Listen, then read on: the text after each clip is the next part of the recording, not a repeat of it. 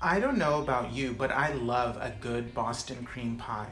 But baking 2 layers and stacking them is sometimes a pain. That's why I love this poke cake. Vanilla pudding subs for the pastry cream, but the iconic shiny chocolate ganache is a must. The pudding seeps into the holes, but a little bit is absorbed into the cake, making it so moist. Every bite is interesting because you have some fluffier, drier parts of cake, moister parts, creamy but light vanilla pudding, and a luscious, intense ganache. We will be using the reverse creaming method for this cake. First, mix together the dry ingredients, 1 1/4 cups of flour, 3/4 cup of white sugar, 1 teaspoon baking powder, and a half teaspoon of salt. Mix well.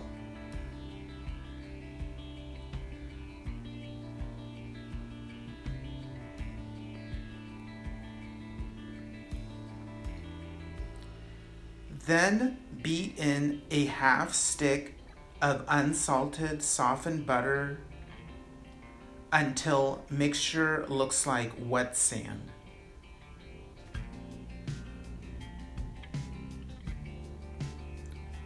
Now beat in your wet ingredients, 2 eggs,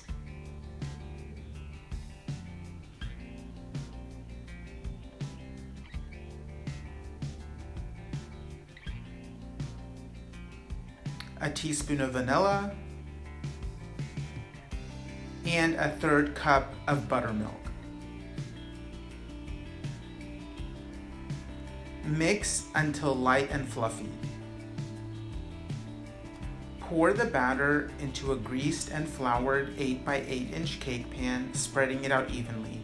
Bake at 350 degrees Fahrenheit for around a half an hour or until a toothpick inserted comes out with moist crumbs.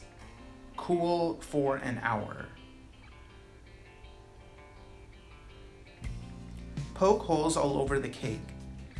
Don't use a toothpick because the holes won't be big enough for the pudding as it will be thick.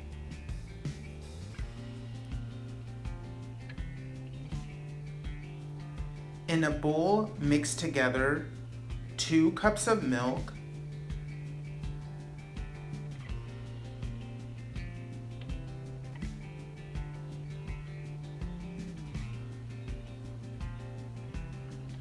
and 1 package of instant vanilla pudding mix.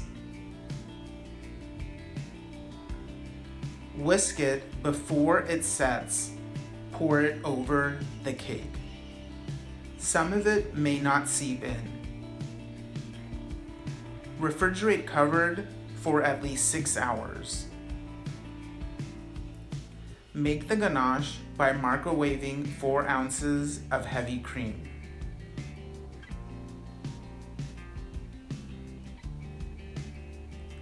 Then add 4 1/2 ounces of semi-sweet chocolate chips and optionally a half tablespoon of corn syrup.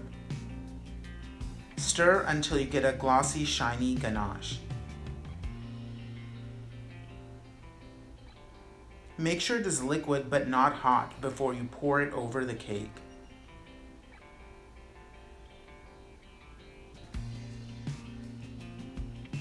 Refrigerate until the ganache is set.